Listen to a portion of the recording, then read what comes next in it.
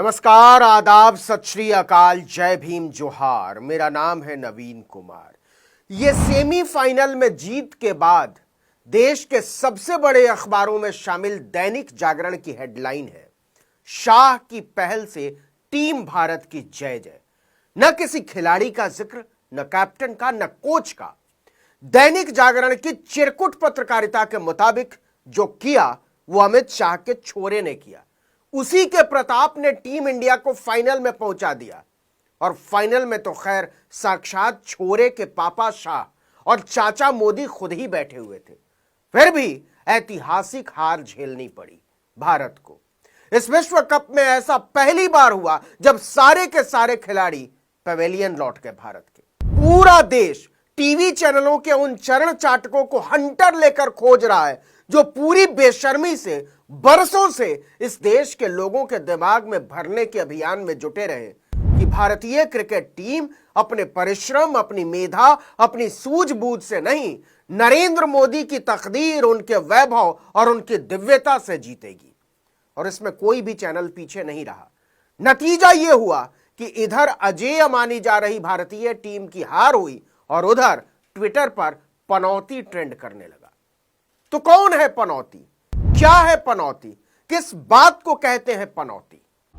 Team India विश्व cup इसीलिए जीतेगी क्योंकि विराट के वीरों के पीछे है मोदी की किस्मत। मोदी की किस्मत से जीतेगी टीम इंडिया। नरेंद्र मोदी ने 2019 में वापसी की है प्रधानमंत्री के तौर पर। पूरे हिंदुस्तान को उम्मीद है कि मोदी की किस्मत से हिंदुस्तान तीसरी बार विश्व कप चैंपियन बनेगा। हम जानते हैं और समझते हैं कि पनौती सिर्फ एक अंधविश्वास है, इसका कोई वैज्ञानिक आधार नहीं है। लेकिन पूरे देश को अंधविश्वास के दलदल में धकेलकर भारतीय राष्ट्रवाद को एक मजाक में बदल देने वाले नहीं जानते थे कि किसी रोज जब वो खुद इसकी जद में आएंगे तो सबसे बड़ी पनौती में तब्दील हो चुके रहेंगे। रागिनी नायक ने लिखा कि किसने कहा था मुंह उठाकर स्टेडियम भी पहुंच जाओ। नाम तो पहले से ही था पनौती।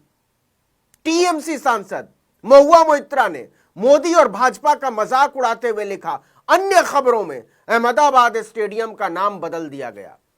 भारत जवाहरलाल नेहरू क्रिकेट स्टेडियम में विश्व कप फाइनल हार गया।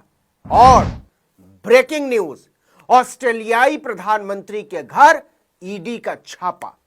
ऐसे मजाक उड़ाया है। सवाल है कि आप किसका किसका मुंह रोकेंगे। अमोक नाम के यूजर ने स्टेडियम में मोदी की हंसती हुई तस्वीर लगाकर लिखा कि भारतीय कप्तान रोहित शर्मा रो रहे हैं, विराट और सिराज के भी आंसू, हर भारतीय दर्द में है।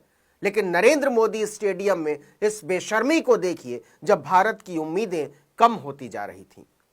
याद रखिएगा, ये तस्वीरें जो सिर्फ राजनीतिक प्रचार के लिए बनाई गई, वर्ल्ड कप फाइनल ने एक बार फिर कुछ नेताओं के प्रोपेगेंडा की पोल खोल दी है। तो वो प्रोपेगेंडा क्या है? क्रिकेट के जानकार बता रहे हैं कि घरेलू मैदान पर मैच खेलने का फायदा हर टीम उठाती है, उठाना चाहती है, इसकी कोशिश करती है। सबको विश्वास था कि भारत की टीम फाइनल जरूर खेलेगी। और अगर फाइनल का मुकाबला मुंबई के वानखेड़े स्टेडियम, बंगलुरु के चिन्नास्वामी स्टेडियम, दिल्ली के फिरोज शाह कोटला स्टेडियम या ऐसे किसी स्टेडियम में रखा गया होता तो नतीजे कुछ और होते, क्योंकि हमारे खिलाड़ी इनके पिचों से बहुत अच्छी तरह वाकिफ हैं। लेकिन चुना गया किसे? अहमदाबाद के नरेंद्र मोदी स्टेडियम को। नाम पर गौर किया आपने? नरेंद्र मोदी। क्योंकि गुजरात में अपने ही नाम वाले स्टेडियम में तमाशा करना सुविधाजनक था। आप गौर कीजिए, बीसीसीआई के चीफ कौन है? जय शाह, अमित शाह के बेटे। क्रिकेट के जानकारों का कहना है कि उन्होंने नरेंद्र मोदी स्टेडियम की पिच देश की जीत के लिए नहीं, नरेंद्र मोदी की बल्लेबाजी के लिए चुनी थी। लेकिन वो नहीं जानते थे कि भारत को हराकर नरेंद्र मोदी की नौटंकियों को बर्दाश्त करने के लिए यह देश हरगिज हरगिज तैयार नहीं होगा। आपने गौर किया होगा कि फाइनल मुकाबले के लिए पूरा मजमा सजाया गया था। शाहरुख खान पूरे परिवार के साथ मौजूद थे। दीपिका पादुकोण अपने पति रणवीर सिंह के साथ मौजूद थी। आयुष्मान खुराना मौजूद थे। साधारण कलाकारों को तो जाने दीजिए, उनका जिक्र करना बहुत लंबा हो जाएगा।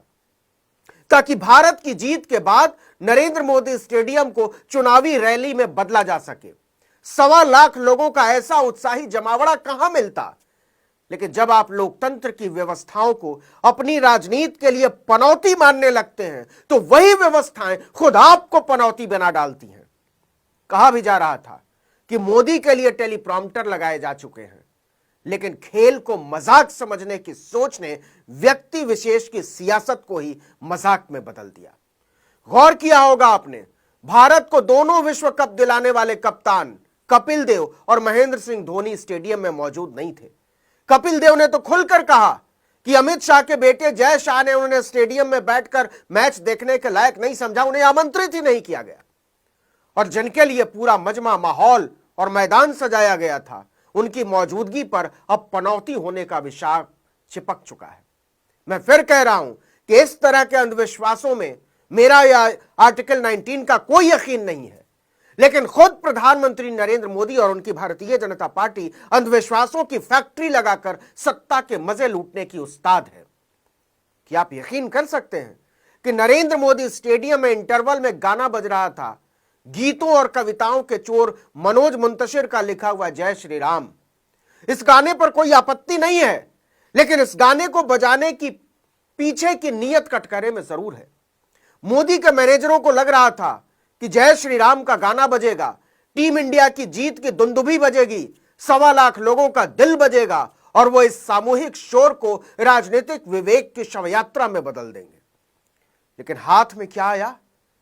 केवल और केवल पनौती होने का टैग। दूसरी तरफ लोग कह रहे हैं कि भारत की टीम नहीं हारी है साहब, उसे हराया गया है, और उसे हराया है विश्व कप जैसे खेल को राजनीति के मैदान में बदलने की टुच्ची कोशिशों ने। और भारत के लोग इसे कभी नहीं भूलेंगे कि उनके दिलों की किरचें उड़ाकर किसी ने उनके राष्ट्रीय गौरव बोध का एक सुनहरा अवसर बेरहमी से उनसे छीन लिया, उसे कुचल दिया। दूसरी तरफ ऑस्ट्रेलिया की टीम को देखिए, उनके धैर्य, उनके अनुशासन और उनकी खेल भावना को देखिए। एक तस्वीर बहुत वायरल हो रही है, जीत की रात वर्ल्ड कप की ट्रॉफी पर पैर रखकर उसके स्टार बल्लेबाज बियर पी रहे हैं। जरा कल्पना करके देखिए, यह तस्वीर भारतीय टीम के किसी खिलाड़ी की होती। ऑस्ट्रेलिया ने दिखाया है कि राष्ट्रवाद कोई मंदिर का घंटा नहीं है, देशभक्ति कोई गाना नहीं है, और ना ही राष्ट्र प्रेम किसी पॉलिटिकल पार्टी के लंपट अभियानों से पैदा हुआ कोई शोर। यह दिल की बात है। ऑस्ट्रेलिया के खिलाड़ियों ने भारतीय राष्ट्रवाद के चेहरे से नकाब नोच दिया है। वो हमें सबक देकर गए हैं कि अभी भी समय है, अपने फर्जी गौरव बोध की चड्ढी से बाहर निकलकर आने वाले समय को पहचानो, वरना हमारी तरह कोई भी किसी मुल्क से उठकर आएगा और तुम्हारे पूरे राष्ट्रवाद को तुम्हारे घर में पीट कर चल देगा। अपने आप को इतना सस्ता मत होने दो। वो बता कर गए हैं कि अपने लोकतंत्र को इतना मजबूर मत होने दो, अपने देश को किसी बौने के कदमों में न्यौछावर मत करो। लेकिन क्या हम इसे स्वीकार करने को तैयार हैं? हम स्वीकार करें या न करें, इससे क्या फर्क पड़ता है? लेकिन क्या आप इस बात से इनकार कर पाएंगे कि ऑस्ट्रेलिया की टीम सचमुच में चैंपियनों की तरह खेली? कोई ड्रामा नहीं, कोई भावनात्मक अतिरेक नहीं, कोई खुशफहमी या गलतफहमी नहीं।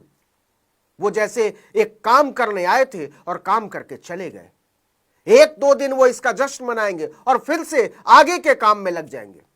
ये ताकत उन्हें उनके देश ने दी है कि आपको सिर्फ खेलना है। हम किसी नेता को, किसी अभिनेता को, किसी सरकार, किसी सिस्टम, किसी पार्टी को आपके खेल से खेलने नहीं देंगे।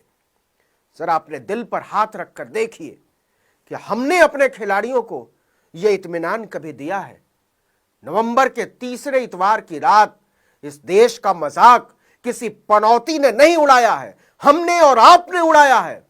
यह अलग बात है कि हम इसे महसूस नहीं कर पाते, और इसीलिए टेलीविजन चैनलों के गिद्ध और अखबारों के चील संपादक लिखते और बोलते हैं कि भारत के खिलाड़ी अपने हुनर और जज्बे से नहीं जीतते, किसी नरेंद्र मोदी की आभा से जीतते हैं। हमारी टीम अगर जीत जाती तो यही बात वही निठल्ले और जोर जोर से कह रहे होते। चैंपियनों का इससे बड़ा अपमान और क्या होता है? इससे बड़ी जिल्लत और क्या होती है कि कोई प्रधानमंत्री, कोई नेता, कोई पॉलिटिकल सिस्टम उसके जीत पर अपनी जय बुलवाए। इस वीडियो में इतना ही, लेकिन अगर आपने आर्टिकल 19 इंडिया को अब तक सब्सक्राइब नहीं किया है तो फौरन कीजिए, बेल आइकॉन दबाइए, घंटी जैसी आकृति, लाइक कीजिए और कमेंट करके बताइए हमारा वीडियो आपको कैसा लगा। यूट्यूब पर देख रहे हैं तो हमारे चैनल को सब्सक्राइब कीजिए, फेसबुक पर देख रहे हैं तो हमारे पेज को लाइक कीजिए, इंस्टाग्राम पर हमें फॉलो कीजिए और हमारा ट्विटर हैंडल है आर्टिकल 19 _इंडिया और मेरा ट्विटर हैंडल है नवीन जर्नलिस्ट। आप मुझे भी फॉलो कर सकते हैं। नमस्कार।